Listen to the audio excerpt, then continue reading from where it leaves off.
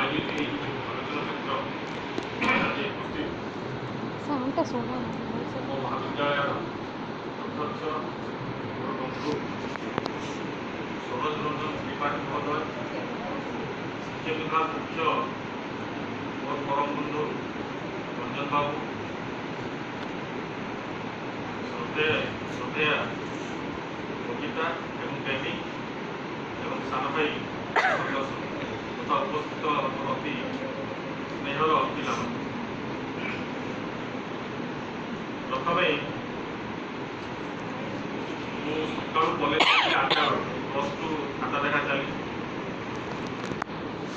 ତ ମୁଁ ଜାଣିନଥିଲି ଆଜି ତୁମର ଲାଷ୍ଟ ପରୀକ୍ଷା ଅଛି। ରାଇଟ୍, ଠିକ୍ 9ଟା ବେଳକୁ ପରୀକ୍ଷା ସରିଲା। 9:30 ବେଳକୁ ମୁଁ ବାହାରିଲି, ରଞ୍ଜନକୁ ଫୋନ୍ କଲେ ଯେ ପଳେଇ ଆସନ୍ତୁ। ହେଲା, ଦେଖିଲା ବେଳକୁ ହେଲା ମୋର ମନେ ପଡ଼ିଗଲା ଯେ ଆଜି ପିଲାମାନଙ୍କର ଲାଷ୍ଟ ପରୀକ୍ଷା। ମୁଁ ଭାବିଲି ଗାଡ଼ିରେ ଆସିବା ବେଳେ ଯେଉଁ ଆଲୋଚନା ଚକ୍ର ଆଜି ରଞ୍ଜନକୁ ରଖିଛନ୍ତି, ପିଲା ତ ଉତ୍ପାଦ ହେଉଥିବେ, କି ଆଲୋଚନା ଚକ୍ରରେ ପିଲା ଭାଗ ନେବେ।